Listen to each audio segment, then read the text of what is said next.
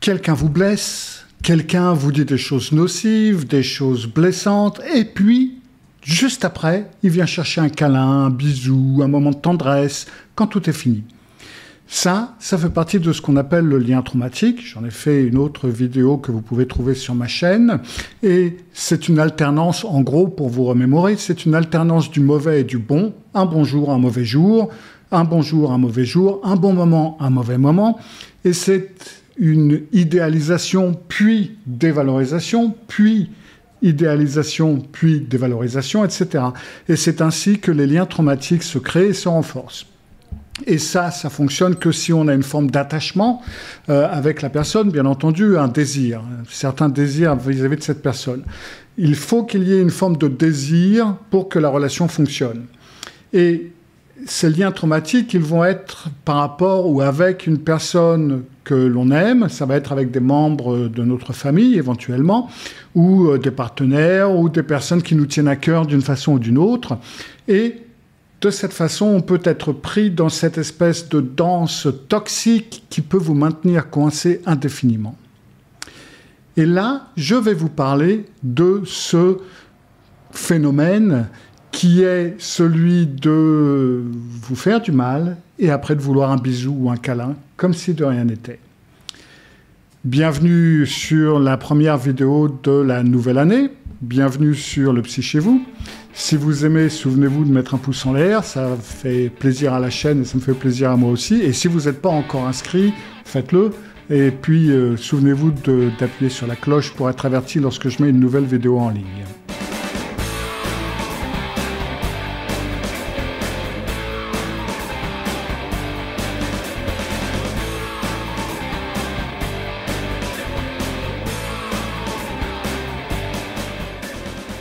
Alors, je vais vous donner un exemple concret de la façon dont tout ça fonctionne. Vous allez imaginer une situation où, par exemple, votre partenaire ne trouve plus son portefeuille ou ses clés. Voilà. Ses clés de voiture, par exemple, voilà.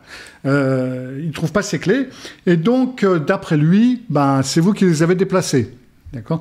Et ça, c'est une situation que je connais énormément parce que mon ex-femme faisait beaucoup ça. J'étais accusé d'avoir déplacé plein de trucs que je ne savais même pas qu'elle avait. Et donc ça, c'est vraiment une situation que j'ai d'ailleurs entendue de beaucoup de personnes. C'est, où elles sont mes clés ? Et déjà, rien que la façon dont ils posent la question, c'est une accusation en soi. Hein. C'est... je sais pas, moi je les ai pas vus aujourd'hui tes clés, ou ton portefeuille, ou ce que vous voulez. Mais si, tu l'as vu, mais tu l'as vu, je suis arrivé, je l'ai mis là, sur la table, je le mets toujours sur la table, là. Alors tu peux pas dire que tu l'as pas vu, je mets toujours mes clés là, ou mon portefeuille. Oh là là. Et puis alors les choses montent petit à petit.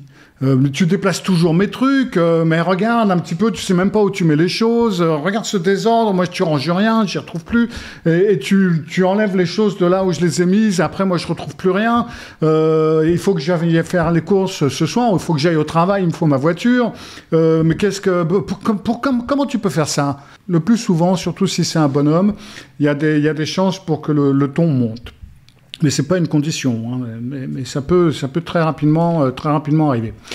Et donc, généralement, ce que vous faites, mais non, je n'ai pas déplacer tes clés, qu'est-ce que je fasse de tes clés ?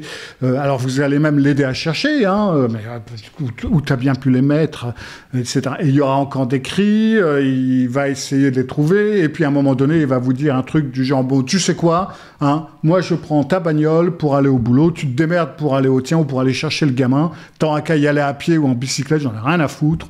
Moi, il y en a marre, je prends ta bagnole. Il prend les clés de votre voiture, il enfile son par-dessus et on entend cling, cling, cling, cling, cling dans la poche. Ou alors il sent son portefeuille. Bah zut, ah bon, ok, je les ai, c'est bon. Allez, j'y vais, ciao. Et puis il vous rend les clés et il part comme si de rien n'était. Il vous demande pas d'excuses, il vous dit pas excuse-moi, je me suis trompé. C'est comme si de rien n'était. Et il est parti en l'espace d'un instant et vous êtes toujours là en train de vous dire qu'est-ce qui s'est passé, quoi ? C'est quoi ce truc-là ? Alors, il peut y avoir une variation, c'est qu'il a trouvé ses clés, il met son par-dessus, ok, tiens, voilà tes clés, etc. Et puis, après, il va vous dire, allez, viens, allez, on se réconcilie, bisous, bisous. Et vous, pendant ce temps, vous êtes totalement perdu en quelque sorte, parce que vous vous sentez malade, vous vous sentez épuisé, vous vous sentez vidé, effrayé de ce qui a déclenché. Et là, il y a un instant, il était en colère contre vous, et c'était des menaces à n'en plus finir, presque. Et vous criez dessus pour une chose que vous n'aviez pas faite. Et puis, là, maintenant, bisous. C'était même pas une dispute, en fin de compte, parce qu'une dispute, il faut être deux pour une dispute. La plupart du temps, ça va être un monologue, en quelque sorte. Ça va être une accusation. Parce que vous, à part dire « mais j'ai pas pris tes clés », vous pouvez rien dire. Vous pouvez pas prouver que vous n'avez pas fait quelque chose. D'ailleurs, en droit, c'est comme ça. Hein, quand on passe chez le juge ou quand on est pris par la police, vous n'avez pas à prouver que vous n'avez pas fait quelque chose. C'est à eux de prouver que vous avez fait quelque chose. Et là, c'est exactement la même chose. Vous ne pouvez pas prouver que vous n'avez pas pris ces clés. Donc, vous êtes passé par toute une ribambelle d'émotions, de sentiments. Vous êtes totalement paumé. Et pour lui, comme si de rien n'était. Bisous. Bisous, câlin, j'y vais. Un autre scénario, peut-être moins précis, on va dire que vous avez une dispute avec eux. Parce que la première fois, c'était donc pas une dispute. Hein. Donc là, vous avez une vraie dispute. Vous n'êtes pas d'accord sur tel ou tel sujet. Et donc, pendant la dispute, il va éventuellement crier, il va éventuellement vous insulter. En tout cas, il va vous invalider. Il va vous faire paraître comme totalement débile ou à moitié débile ou méchante ou avoir des intentions que vous n'avez pas. Et puis, il va peut-être partir en trombe et s'en aller. Et puis, quand vous le revoyez plus tard, et ça peut être avec l'épisode des clés, par exemple, hein, donc après, il vous rend les clés et il se barre. Et donc, quand ils reviennent plus tard, lui, quand il revient, il est en bonne humeur, de bonne humeur, tout va bien, Madame la Marquise, il vous fait un bisou, et vous n'avez toujours pas compris ce qui se passait. Parce que vous n'avez pas eu le temps de traiter les préjudices de ce qui s'est fait, de ce qui s'est passé. Vous n'avez pas traité l'action. Vous ne savez même pas, si vous le traitez, en fin de compte, si ça va être une bonne idée. Donc, vous êtes inconfortable, vous ne savez pas à quoi vous en tenir. Vous dites, mais comment... Enfin, il y a quelques heures, il était en colère contre moi, comme je ne sais pas trop quoi, il me traitait de tous les noms, il me gueulait dessus comme du poisson pourri. Et là, elle revient, la bouche en cœur et les yeux en accent circonflexe, et il veut me faire des bisous. Donc, le problème, c'est que si vous n'acceptez pas ces bisous, si vous ne faites pas comme aussi de rien n'était, si vous êtes ce qui te prend, quoi. Alors là, du coup, ça va vous retomber dessus. Oh là là, mais qu'est-ce que t'es difficile, mais t'es rancunière, etc. Donc,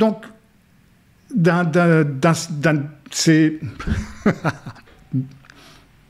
Donc, d'un côté, la première possibilité que vous avez, c'est de faire comme si de rien n'était et de lui faire des bisous. La plupart des gens, généralement, dans ce genre de situation, me parlent de dégoût. Après un certain temps, dans une relation avec un narcissique, on finit par avoir du dégoût de ses bisous, de sa façon dont il vous touche, etc. Ça finit par... ça vous met mal à l'aise. Et c'est justement parce que c'est en relation avec des mauvais moments, avec des moments où vous êtes utilisé en tant qu'objet. Donc, si vous faites comme si de rien n'était, vous allez mal vous sentir. Et si vous lui dites « Non mais attends, tu rêves ou quoi ? Il y a 2 heures, tu me traitais comme je sais pas trop quoi, et là, tu veux faire un bisou ?» Et bien là, ça va redémarrer toute une discussion, ça va redémarrer tout un truc, et vous allez vous retrouver exactement dans la même situation dans un instant. Donc, en tous les cas, dans tous les cas, vous perdez. C'est ce qu'on appelle « catch-22 » en anglais, en américain. Hein, ça vient d'un bouquin. Ça veut dire que, quelle que soit la solution que vous allez trouver, vous allez perdre. Alors là, du coup, il est très important de se souvenir, de se rappeler que les personnes narcissiques utilisent le conflit pour se réguler. C'est-à-dire que les cris ou les abus ou le dénigrement, ce que vous voulez, ça leur permet de réaffirmer leur pouvoir. Et comme ils vous brisent, en quelque sorte, eux, ils se sentent mieux. Il y avait des essais qui avaient été faits par Skinner, un psychologue américain, dans les années 50, 60, je crois qu'il avait fait ces études, où il avait mis un rat dans une boîte, et le sol était électrifié, mais pas toujours. Alors, c'était pas du 220 volts non plus, hein, mais c'était suffisant pour donner une châtaigne relativement longue. Et ce qui se passe, c'est que si on mettait un rat dans cette boîte et que de temps à autre, à des moments aléatoires, on balançait le jus, eh ben, le rat stressait parce qu'il n'avait pas de possibilité d'y échapper. Tout le sol était électrifié et c'était une boîte, donc il ne pouvait pas en sortir. Et donc, après quelques temps, le rat était totalement stressé, etc. Après, il a fait l'essai en mettant 2 rats dans cette boîte. Et même chose, en mettant le jus de temps à autre. Eh ben, dans ce cas-là, les rats commençaient à se battre. Et à chaque fois qu'ils mettaient le jus, les rats commençaient à se battre ou recommençaient à se battre. Un petit peu comme s'ils se tenaient pour responsables de la situation. Et après un certain temps, vous aviez 2 rats où il y en avait un qui était les poils dans tous les sens et qui était totalement stressé, et l'autre, celui qui avait gagné, entre autres, les bagarres, en quelque sorte, ben lui, ça allait bien. Bon, c'était pas la panacée, mais il était dans un bien meilleur état que son congénère. Et ben là, c'est un peu la même chose avec les narcissiques, c'est-à-dire que il utilise le conflit pour se décharger de certaines choses. Et c'est d'ailleurs pour ça, d'après moi, qu'ils vivent si longtemps par rapport aux autres. C'est qu'eux, en fin de compte, ils peuvent se décharger de leurs problèmes sur tout le monde. Et puis après, tout est merveilleux, quoi.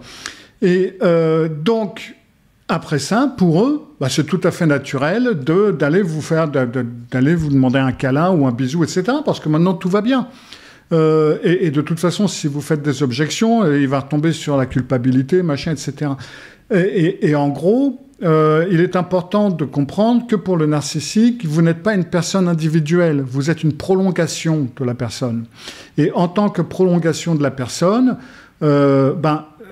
c'est un petit peu comme se défouler, se décharger, etc. Vous n'êtes pas une personne individuelle. Il n'en a rien à secouer de ce que vous ressentez, parce que de toute façon, c'est pas important. Donc, pour lui, il est dans son truc. Là où commencent les gros problèmes pour vous, c'est que, en fin de compte, la culpabilité fait presque toujours partie de l'affaire, parce que déjà, vous avez la culpabilité en vous disant, putain, est-ce que c'est moi qui ai touché ces clés ? Parce qu'on ne sait jamais, des fois on fait des trucs sans s'en rendre compte. Donc on commence déjà à dire, oh merde, voilà.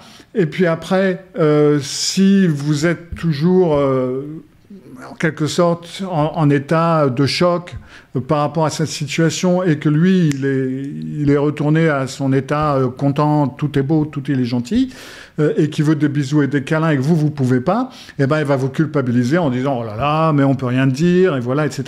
Vous noterez qu'il ne vous a pas demandé pardon.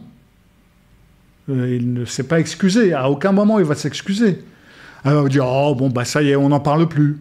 Et ça, vous allez des fois, après un certain temps, dans une relation narcissique, vous allez prendre ça pour des excuses. C'en est pas, C'est quelque chose que vous dites pour pouvoir survivre. Parce que le fait de s'imaginer que quelqu'un que vous aimez, qui prétend vous aimer, vous fait du mal et n'est même pas capable de s'excuser, vous êtes obligé, dans certaines situations, de vous imaginer qu'il y a eu des excuses, que c'est sa façon à lui de s'excuser. Vous êtes obligé de le prendre, un petit peu comme un chien est obligé de prendre les miettes qu'on lui jette parce qu'il n'a rien d'autre. Et c'est un petit peu cette situation dans laquelle on se trouve dans ce genre de situation. Donc, il est très important pour vous de comprendre que le problème, c'est pas vous. Le problème, c'est lui. Ou c'est elle, si c'est à l'inverse. Et que les sentiments, tout ça, vous n'allez pas pouvoir l'aborder avec lui, vous n'allez pas pouvoir obtenir de dialogue, vous n'allez pas pouvoir vous décharger, vous, en quelque sorte, de ce qui s'est passé.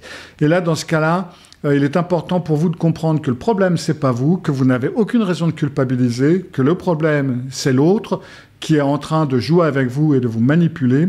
Et ça, je pense qu'il serait important d'en parler avec un thérapeute, éventuellement qui connaît la situation et qui connaît le problème et qui puisse vous aider à vous reprogrammer en quelque sorte, ou à voir les choses telles qu'elles sont, et à remettre les choses au diapason, parce qu'après un certain temps, les compréhensions de ce qui se passe sont faussées. Par exemple, ici, quand on comprend rien du tout comme une excuse, en fin de compte, vos compréhensions changent et il est important de remettre les choses à leur place. Vous pouvez éventuellement parler à des groupes de discussion où vous pouvez partager ce genre de trucs, etc., mais pas avec la personnalité narcissique. Vous pouvez aussi, bien entendu, participer à mon programme de guérison que vous trouvez sur revivre.club. Là, tous les principes du narcissisme, ils sont expliqués. Et il y a du travail à faire. On a des ateliers où j'explique ces différentes choses plus en profondeur. Il y a des exercices, il y a des invites de journal, comme on appelle, journal qu'on écrit comme un journal intime, qui travaillent sur les mêmes thèmes. On a un thème pour chaque mois. Et puis... Enfin bref, vous pouvez voir tout ça sur revivre.club. Voilà, j'espère que cela a pu vous aider, vous donner un petit coup de pouce dans la bonne direction, vous donner des indices. Quant à moi, je vous retrouve jeudi prochain pour un autre épisode du Psy chez vous. En attendant, faites bien attention à vous. À bientôt. Au revoir.